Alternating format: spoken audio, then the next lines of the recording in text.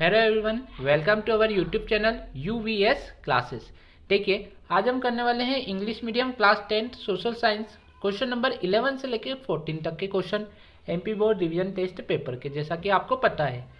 तो चलिए स्टार्ट करते हैं क्वेश्चन नंबर 11 से। In how many types the industry can be classify on the basis of ownership. देखिए, बहुत सारे स्टूडेंट्स का ये कमेंट आया था कि ये कौन सा क्वेश्चन है, और वाला है या कौन सा। तो यहाँ पे मैंने आपको क्वेश्चन लिख रखा है, आपको जैसा भी आपको अगर और में दे रखा है तो आप उसका आंसर लिख लीजिए, और अगर नहीं दे रखा है तो उसका आंसर लिख लीजिए। यहाँ पर मैंने आपको क्वेश्चन लिख दिया है, इसीलिए अगर आपने अभी तक हमारे चैनल को सब्सक्राइब नहीं किया है तो आप कर लीजिए, ताकि इसके आगे आने वाले वीडियो की नोटिफिकेशन आपको मिल जाए। चलिए, on the basis of ownership industry are classify into 4 types: private industry, government industry, cooperative industry और मिक्स इंडस्ट्री। नेक्स्ट हमारा क्वेश्चन है question number 12। Give 4 reason responsible for the first war of independence of 1857। तो देखिए, इसके 4 regions बहुत ही ज़्यादा important है। Following are the causes of 1857 revolt. Political reason, सबसे पहले हम पढ़ते हैं political reason. There was discontent among the landlords and zamindars due to the policy of subsidiary alliance by the Lord Vellesley. The doctrine of lapse by Lord Dalhousie caused many Indian states to be part of the British Empire. British took control of many states like Punjab, Satara, Jhansi, Nagpur, Sambalpur, etc. British cancelled the state titles conferred of Nawab of Awadh, Tanjore, Karnataka, which caused a political discontent among rulers. British seized the lands from many zamindars, which result in unemployment. तो इसका जो second point है हमारा, replacement and conversation to Indian language, culture and its tradition. The education policy of formulated by Lord Macaulay was an attack on Indian culture and education system. Lord Macaulay's aim was to protect the interest of British rule in India by providing English education and prepare a class of people who would help in running of British administration.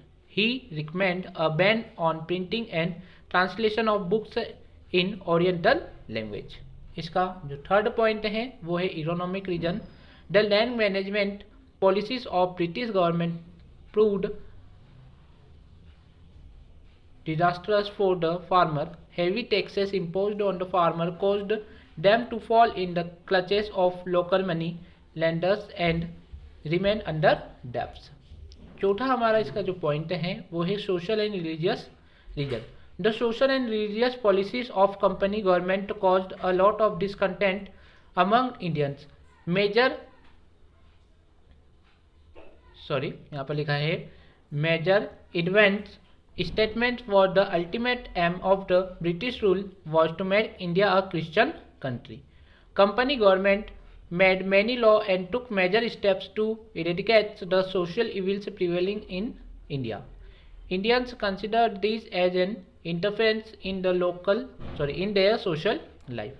Spread of Christianity, enticement of Indian for conversion to Christianity, Christian education in educational institute were the reason which caused discontent among Indian. ये हमारा question number 12 यहाँ पर पूरा हो चुका है.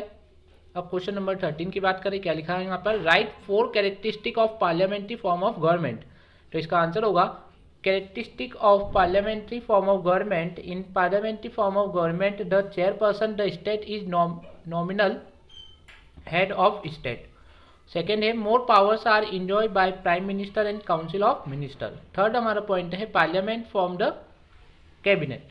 Fourth है president is the nominal head, more powers are enjoyed by the council of minister. ये हमारा थर्ड क्वेश्चन था, 13 वाला क्वेश्चन था. अब हम चलते हैं हमारे क्वेश्चन नंबर 14, जो कि हमारा लास्ट क्वेश्चन भी होगा, फंक्शन ऑफ मनी. तो देखिए, फंक्शन ऑफ मनी क्या क्या होते हैं? Medium of exchange. तो the goods and service are brought and sold through money. The producer gets money by selling his commodity and then he purchases his required goods through this obtained money.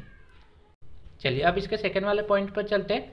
Measure of value at present value of every commodity and service is measured by money. Prices of all commodities and service in the market are expressed in terms of money only. It is an important function of money. अब इसका जो third point है वो देख लेते हैं, transfer of purchasing power. Money can be transported from one place to another. In the state of purchasing commodities from another place, the payment of its price can be done through money or bank draft, check, money orders, etc. Rupees can be transferred easily from one place to another through bank. ये हमारा 14 question यहाँ पर complete हो चुका है. उम्मीद है कि ये वीडियो आपको पसंद आई होगी, तो जरूर से इसे लाइक करें, शेयर करें, हमारे चैनल को सब्सक्राइब करें. Thanks for watching.